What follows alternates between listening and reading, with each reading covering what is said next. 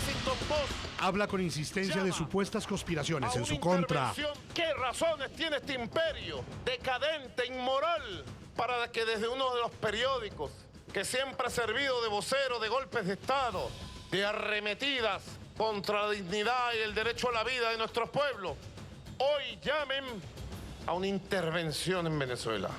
Al mismo tiempo, amenaza con disolver la Asamblea Nacional de mayoría opositora. El que se pase de la raya en la conspiración ya sabe para dónde va a ir. ¿Ves? Ya sabe. Aquí está, mira, la ley lista. El que se pase, sea quien sea. El Congreso de la Patria es el más poderoso instrumento para construir la nueva mayoría del nuevo bloque histórico y derrotar las pretensiones golpistas de la Asamblea Nacional adeco-burguesa. 3 años después de que Nicolás Maduro fuera proclamado como presidente de Venezuela, tras unas cuestionadas elecciones, la crisis política, económica y social es cada vez más profunda en el país bolivariano. No es solo salir de Maduro, es un cambio de régimen que nos lleve progresivamente a la reconstrucción del país. ¿Es insostenible el régimen de Nicolás Maduro? Hoy en el programa La Noche de NTN 24, el canal de las Américas, Emily Blasco, corresponsal del diario español ABC en Washington, y Carlos Vecchio, coordinador político del Partido Voluntad Popular, quien se encuentra en el exilio desde hace casi 2 años, analizan lo que ha representado para Venezuela el gobierno del heredero político de Hugo Chávez. Mitzi Capriles, esposa del alcalde metropolitano de Caracas, Antonio Ledesma, encarcelado desde febrero de 2015, rechaza la decisión del Tribunal Supremo de Justicia de Venezuela que declaró inconstitucional la ley de amnistía que permitiría a su esposo y a otros presos políticos recobrar su libertad. Comienza la noche bajo la dirección de Claudia Gurisati. Buenas noches. La noche bajo la dirección de Claudia Gurisati enciende las luces para que usted vea el punto clave de la noticia. Soy Jefferson Beltrán, bienvenidos. La noticia: 3 años cumple Nicolás Maduro como presidente de Venezuela. Hace 3 años, el heredero político del fallecido mandatario Hugo Chávez recibió la credencial que certificó su cuestionado triunfo electoral, una proclamada victoria que terminó por agudizar la confrontación con las fuerzas opositoras. La noticia: la oposición, que en diciembre pasado logró la mayoría de los escaños de la Asamblea Nacional, continúa batallando para lograr por las vías legales la salida de Nicolás Maduro del poder.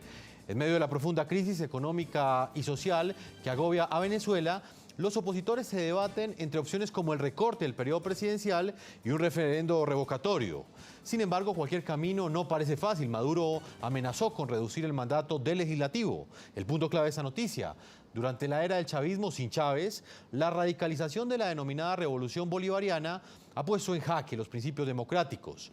La censura a medios de comunicación, la represión a las protestas de quienes están insatisfechos con sus políticas, la reducción de facultades al Parlamento y controvertidos procesos judiciales que han llevado al encarcelamiento de líderes de la oposición son muestra fehaciente del talante autoritario del régimen que hoy domina a Venezuela. Después de 3 años reflexiono. Cuánta valentía la de este pueblo, cuánta grandeza la de esta patria, cuánto amor por una causa. Todo esto es indudablemente la obra de un ser especial, grande entre los grandes como Hugo Chávez. Sé que hemos aguantado, seguiremos aguantando y venceremos porque aprendimos de él. Queda usted a partir de este momento investido como presidente constitucional de la República Bolivariana de Venezuela. Esta es parte de la reflexión que publicó el presidente venezolano Nicolás Maduro en sus redes sociales con motivo del 3er aniversario desde su cuestionada victoria electoral. Pero a diferencia de Maduro, miles de venezolanos no aguantan más, como él lo sugiere. Ya no consigo nada, yo más de un mes que no consigo ni un arroz, ni una pasta, ni nada. ¿Qué es esto? Nos marcan como unas vacas, mire, aquí todos tenemos números. Hay gente que todavía defiende un proceso que ya no tiene defensa. Para el próximo martes 19 de abril, la oposición venezolana convocó a una gran marcha para pedir la renuncia al presidente Nicolás Maduro. La fecha elegida no es al azar. El mismo martes, el mandatario cumple 3 años desde su posición en medio de la peor crisis institucional de la historia reciente del país. Pero la interrogante es la siguiente: ¿aguanta Venezuela 3 años más con esta situación que día a día se empeora? La crisis generalizada pareciera crecer a la par de las versiones de las supuestas divisiones dentro del chavismo. Un panorama por el cual, según revela el diario español ABC de España, Nicolás Maduro estaría analizando la posibilidad de dejar el cargo. De acuerdo con la publicación, agencias gubernamentales de Estados Unidos saben de conversaciones abiertas entre Maduro y el líder del régimen cubano Raúl Castro sobre la posible renuncia del mandatario venezolano. Pero pese a estas versiones, por lo menos ante sus seguidores Maduro parece no ceder. Este miércoles fustigó a la oposición al decirle que los mecanismos que prepara para revocarle su mandato no tienen futuro. Ninguna de las opciones y acciones que ha anunciado la derecha, la oligarquía y el golpismo en Venezuela tiene viabilidad política ni futuro en nuestro país. Incluso arremete contra quienes desde afuera de Venezuela critican su gestión, como el caso de la última editorial del diario The Washington Post, que urge a una intervención política exterior y a la aplicación de la Carta Democrática Interamericana en Venezuela. ¿Qué razones tiene este imperio decadente, inmoral, para que desde uno de los periódicos que siempre ha servido de vocero de golpes de Estado, de arremetidas contra la dignidad y el derecho a la vida de nuestros pueblos, hoy llamen a una intervención en Venezuela? Las aseveraciones de Maduro se dieron al mismo tiempo en que el Parlamento venezolano, controlado por la oposición, avanza en la última discusión de un proyecto de ley de referendos con el que buscan, entre otras cosas, establecer las reglas para llamar al proceso de referendo revocatorio. La MUD espera que el Consejo Nacional Electoral entregue las planillas para iniciar el proceso de recolección de firmas para el referendo. Muy bien, invitamos a nuestros televidentes a que opinen en nuestro tema de análisis de hoy en el programa La Noche. A propósito de los 3 años de Nicolás Maduro en el poder, ¿creen ustedes que el presidente venezolano ha respetado a la oposición, el triunfo que logró la oposición en la Asamblea Nacional, el momento político, el apoyo electoral que tiene la disidencia en Venezuela? Nosotros los invitamos a que opinen en las cuentas de Twitter del programa La Noche. Están apareciendo en la parte inferior de nuestra pantalla. Saludo a Emily Blasco a esta hora en nuestros estudios en Washington. Él es corresponsal del diario español ABC en Washington, D.C., autor del libro Boomerang Chávez, los fraudes que llevaron al colapso de Venezuela. Emily, bienvenido al programa La Noche de NTN 24. Muchas gracias. Vamos a comenzar hablando, Emily, precisamente de esta revelación que ha hecho el periódico ABC España. La hace en un momento en el cual Nicolás Maduro completa 3 años en el poder. El periódico español ha asegurado que Nicolás Maduro estaría contemplando una transición política en Venezuela y que esa transición política ha sido consultada con la dictadura de los hermanos Castro en Cuba. ¿Qué información tiene usted sobre esto, Emily?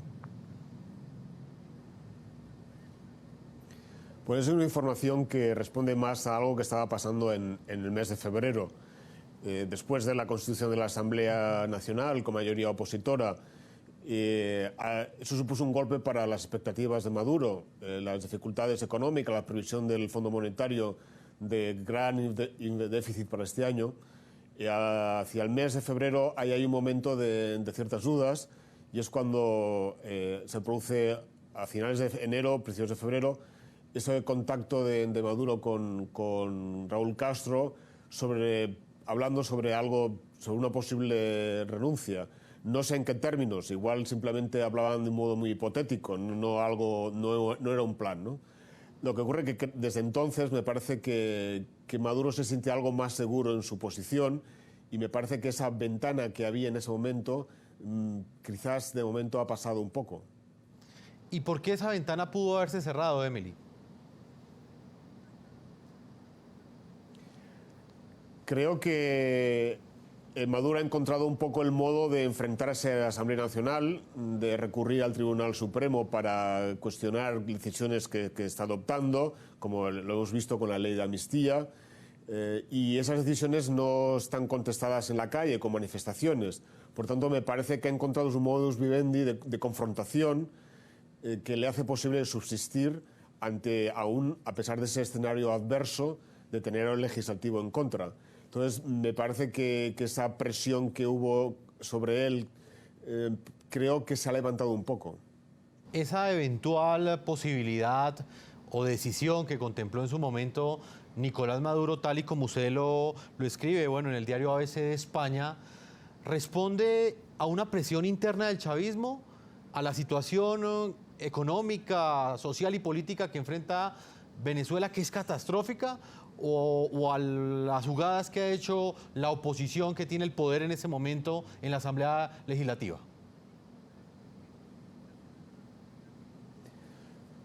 Creo que es algo más de una cuestión interna. También Maduro se siente o no se ve a sí mismo como la persona que tiene que tomar decisiones que contravengan lo que era el legado de Chávez. O sea, está claro que para salir del país adelante hay que tomar unas decisiones duras y probablemente Maduro no está muy predispuesto a adoptarlas. Es decir, pues el incrementar el precio de la gasolina, el romper con lo que era el control de precios, todo eso es distinto a lo que hacía Chávez. Por lo tanto, Maduro le va a costar algunas de las decisiones. Creo que parte del argumento es decirle, bueno, si tú te retiras, renuncias, evitas que pasara la historia como alguien que está revisionando, ¿no?, todo lo que había hecho Chávez, ser un anti-Chávez, y eso a Maduro le está costando. Entonces, esa es la situación, y luego también movimientos dentro del propio chavismo. Quizás el más notorio es el movimiento que está haciendo el general retirado Miguel Rodríguez Torres, que se está moviendo. Es alguien que proviene del 4F, del intento de golpe de Estado del 92, y que está reclutando fuerzas para intentar forzar esa salida de Maduro. Emily, precisamente le quería preguntar sobre eso. Usted habla de Rodríguez Torres. Eventualmente, ¿cuáles son las figuras que están emergiendo al interior del chavismo para suceder en el poder a Nicolás Maduro, ya sea en los próximos meses o quizás después de que pase su cuarto año en el poder? ¿Cómo están las fuerzas al interior del chavismo? Yo lo que veo es que la figura que más se mueve, es Rodríguez Torres. Con él o detrás de él estaría Diosdado Cabello, que hoy está más castigado y por tanto no puede personalmente liderar esa facción, aunque entonces es como un poco escondido detrás de Rodríguez Torres. Y luego, probablemente en el caso de que Maduro decida pasar a un lado, él mismo también promovería a alguien.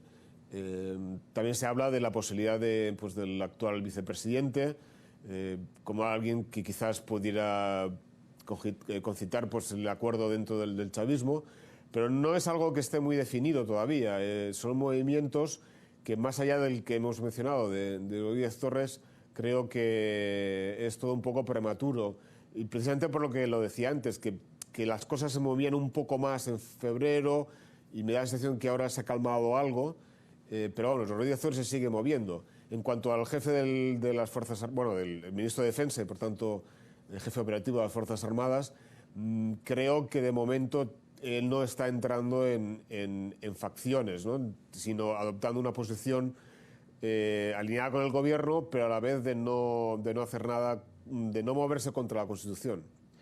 Pues hoy la pregunta también que nos hacemos, Emily Blasco, es ¿hasta dónde Nicolás Maduro ha respetado o no ese triunfo de la oposición, el triunfo que tuvieron en las urnas y que les permitió tener esa mayoría en el legislativo? Vamos a ver un informe a propósito de esto, como un sicariato político. Así calificaron los familiares de los presos políticos en Venezuela la sentencia del máximo tribunal de ese país que declaró inconstitucional la ley de amnistía y reconciliación aprobada por la Asamblea Nacional de mayoría opositora a finales del mes de marzo. Este jueves exigieron a la Sala Constitucional respeto a los ciudadanos y al pueblo venezolano. Pero me está están informando ahorita que el Tribunal Supremo de Justicia ha sacado una sentencia inapelable declarando inconstitucional la ley que pretendía el autoperdón de los crímenes de los golpes de Estado desde 1999 al año 2015. Justicia. En solo 4 días, la Sala Constitucional del Tribunal Supremo de Justicia dio respuesta afirmativa a la solicitud del presidente Nicolás Maduro y declaró inconstitucional la Ley de Amnistía y Reconciliación Nacional recién promulgada por la Asamblea Nacional de mayoría opositora. Un fallo que Maduro celebró con ofensas contra líderes opositores, algunos de ellos presos, como el caso de Leopoldo López, condenado a 13 años y 9 meses de prisión, y el alcalde metropolitano de Caracas, Antonio Ledesma. Es el conocido asesino de Ramo Verde, responsable de la muerte de 43 venezolanos por las cuales no ha pedido perdón. La oposición venezolana busca por esta vía la liberación de por lo menos 77 presos políticos, muchos encarcelados tras los hechos violentos ocurridos el 12 de febrero del año 2014. Por esto, esta sala extralimitó sus funciones y la sala plena debe revisar esta sentencia y darle una respuesta al pueblo venezolano. Entre sus argumentos, el TSJ interpretó que la ley de amnistía busca el olvido de sus crímenes que atentan contra los derechos humanos, no reconoce a las víctimas y fomenta una sociedad anómica. Dada la certeza histórica de que el desconocimiento y el menosprecio a los derechos fundamentales han originado actos que debilitan o socavan la institucionalidad jurídica democrática de la nación, no es cierto que un proceso de diálogo político deba darse desde el olvido de los crímenes. Aquí le hemos traído a los magistrados el Código de Ética venezolanos de jueces y jueces en un formato especial, además para que ellos hagan lo que han acostumbrado a hacer y burlarse de los venezolanos. La portavoz del Alto Comisionado de las Naciones Unidas para los Derechos Humanos se mostró sorprendida y decepcionada por la decisión del TSJ. El documento que fue aprobado por la Asamblea Nacional el 29 de marzo podía haber servido como una base para un camino de diálogo y reconciliación en Venezuela. Para la oposición venezolana, el máximo tribunal se ha convertido en un aliado del Poder Ejecutivo para sabotear a la Asamblea Nacional de mayoría opositora. Es una puerta que la cierra el gobierno nacional y ahora quiere montar un parapeto de diálogo. La decisión del alto tribunal no fue una sorpresa para los venezolanos, que han sido testigos de cómo hasta ahora todas las leyes elaboradas por el nuevo Parlamento de mayoría opositora e instalado el pasado 5 de enero han sido declaradas inconstitucionales y de ese modo neutralizadas en el cumplimiento de sus artículos. Un nuevo capítulo del choque de poderes que ha dejado prácticamente sin efecto las actuaciones de la Asamblea Nacional.